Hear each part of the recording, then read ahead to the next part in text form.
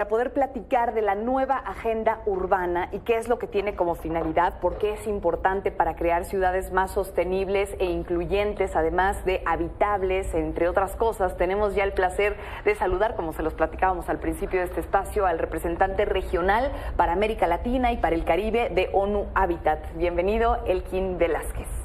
Bienvenido. Muy buenas tardes, encantadísimo de estar aquí con la experta, el experto mexicano en los medios en temas urbanos. De verdad me complace muchísimo saber que en México existe un medio que se dedica a los temas urbanos, un ejemplo para toda América Latina y el Caribe. Y creo que dentro de nuestras preocupaciones siempre es que la gente se vaya acercando a los conceptos, entonces quizás sería bueno que nos empezaras por platicar en qué consiste esta nueva agenda urbana y cómo es que la ONU desde 2016 que lo adopta ha ido evolucionando. La nueva agenda urbana, que además la traje como regalo, aquí se los voy a dejar, Genial. Es un documento que concibieron 193 Estados miembros de Naciones Unidas con todos los miembros de la sociedad civil, con miembros de la academia, del sector privado. ¿Y en qué consiste?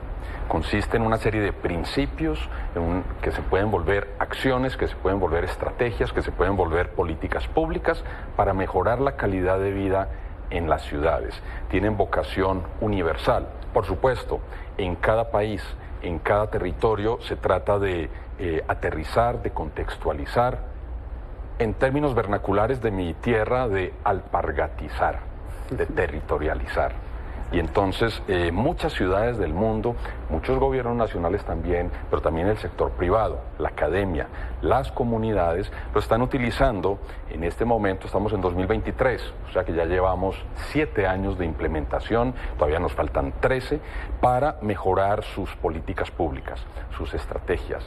Yo estaba siguiendo el programa de ustedes hoy y entiendo que los temas de movilidad sostenible son un tema en México como lo son en América Latina y el Caribe, y hay muchos otros temas que, Paola, Héctor, que vamos a poder a partir de la nueva agenda urbana transformar, traducir en acciones concretas. Claro, pues en un país que es el 10º en el mundo en población y con más de 70 metrópolis o zonas metropolitanas en pleno crecimiento, con recursos, muchas de ellas, y con decisión de dirigir el desarrollo hacia un lado y hacia el otro, ¿en qué tienen que fijarse? ¿Qué tienen que mirar de la nueva agenda urbana para no pues terminar con metrópolis ahogadas en cemento, sin áreas verdes, sin espacios para los niños, donde los jóvenes no se sienten atraídos para estar?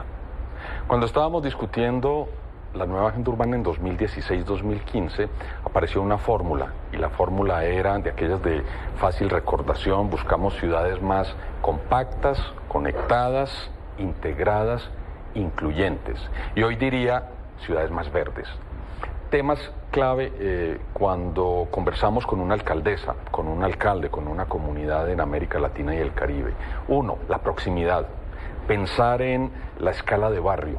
Muy importante ir allá donde un conjunto de familias, de 2.000 familias, Paola, tiene su hábitat más cercano, y tratar de encontrar soluciones concretas de manera adicionalmente participativa para las preguntas y, digamos, las necesidades de la vida diaria.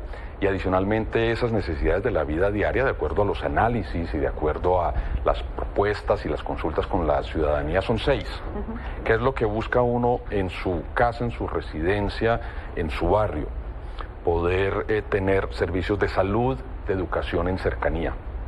Poder tener esparcimiento, es decir, acceso a parques, a espacios públicos verdes, sí, a posibilidad de caminar, de utilizar la bicicleta, aprovisionarse y ojalá tener el trabajo también cerca. Además, por supuesto, de poder tener acceso a una vivienda, que no todo el mundo tiene acceso a una vivienda de manera fácil. Elkin, todos estos conceptos que nos platicas de proximidad serían parte de lo que habla el concepto de la ciudad de 15 minutos, porque en una ciudad como la Ciudad de México, hasta el nombre de ciudad en 15 minutos o de 15 minutos suena algo casi imposible. ¿Eso es posible en una ciudad como Ciudad de México? Eso es posible en una ciudad como la Ciudad de México. ¿De qué se trata? De que en cada porción de la ciudad, en este caso en cada colonia o en cada sector de cada colonia uno pueda estar seguro, y además hoy técnicamente uno lo puede verificar, lo puede diagnosticar y lo puede proyectar, planificar, que tenga acceso a esos servicios, a esos ámbitos en proximidad. Sabemos que el más complejo es el trabajo, porque redistribuir la oferta de empleo en las ciudades es un tema que tiene que ver, entre otras cosas, con la política de desarrollo económico de la ciudad, pero en una perspectiva de mediano y largo plazo es posible. ¿A cuántas ciudades en México han estado apoyando o asesorando con este tipo de políticas en el último año? ¿Tienen contacto con media docena, con más de 10, con 20? ¿Cómo está trabajando ONU Habitat en México con las ciudades? Mira, lo primero que tengo que decir y acotar es que la ONU trabaja de común acuerdo con el gobierno federal. Y cuando la Secretaría de Relaciones Exteriores o las secretarías, la SEDATU, nos invitan y nos dan el privilegio de acompañar temas en México, entonces ahí estamos. Segundo punto, las ciudades, tenemos un protocolo y algunas ciudades entienden que aquí hay una hoja de ruta, una carta de navegación con ejemplos concretos y con algo que se puede traducir en acciones específicas, y entonces elevan una expresión de interés, término técnico, que nos hacen llegar a través también de las secretarías mencionadas. Y en el último año, yo recibo muchísimas expresiones de interés. En este momento tenemos más o menos una treintena, cuarentena de ciudades grandes, medianas, pequeñas, con las que estamos trabajando en diferentes programas y con diferentes preguntas específicas que estamos ayudando a responder. ¿Las inversiones de dónde salen para proyectos como estos? ¿Se requiere de un dinero del gobierno o es simplemente logística? Porque me pareciera que mucho de eso tendría que estar involucrado el propio gobierno. Mira, te voy a hablar de América Latina y el Caribe, de toda la región y cómo es que funciona la cooperación internacional. Hay una parte de la cooperación internacional que tiene que ver con intercambio de metodologías de trabajo. Nosotros, por ejemplo, desarrollamos plataformas de construcción de capacidades, de co-creación de soluciones, plataformas que son accesibles para quien quiera conectarse a ellas. Casi siempre lo que hacemos es de común acuerdo con un gobierno federal o nacional o con un gobierno subnacional, estatal, entonces desarrollamos esa plataforma. Así lo hicimos en los últimos 2 años, desarrollamos una plataforma para ayudar, contribuir a formar funcionarios locales en los temas de elaboración de los planes municipales de desarrollo urbano. Bien. Lo hicimos de común acuerdo con la SEDATU y, de hecho, siguiendo las directrices de la SEDATU. Hay otros tipos de cooperación donde no solamente se quiere acceder a la metodología, sino se quiere también una implementación de las metodologías. Y entonces, en esos casos, en países como Brasil, Argentina, Colombia, México, los países de renta media, países que no son los más pobres del mundo, lo que ocurre es que hay un proceso donde concurrimos con recursos. Los recursos pueden provenir de una entidad del gobierno, del Estado, pueden venir de un fondo, los llamo fondos verticales. Por ejemplo, el Fondo de Seguridad Humana hoy nos coloca sobre la mesa unos recursos para trabajar en Ciudad Juárez.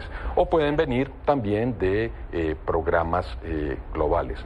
Ahora, los donantes casi siempre nos dicen y nos orientan, hay que destinar los fondos globales a los países de renta bajísima. Claro. Ruanda, hoy en Siria, en Centroamérica. Y hoy aquí lo que ocurre es que muchísimas entidades de la Federación dicen, nosotros estamos dispuestos a resarcir los costos de esa cooperación técnica. Y trabajamos con una condición, sine qua non, a mi juicio, trabajamos para que no nos necesiten. ¿Qué quiere decir eso? Sí, que es lo más. Siempre transfiriendo el conocimiento y estando atentos también a poder acompañar en el momento en que se requiera. El acompañamiento. Para quienes estén interesados en profundizar en el tema, en las redes de ONU Habitat, en la página de ONU Habitat, pueden obtener documentos, asesoría, etcétera. Claro que sí, en la página de ONU Habitat, onuhabitat.org.mx y en las redes sociales. Bueno. Muchísimas gracias, Elgin Velázquez. Muchísimas gracias.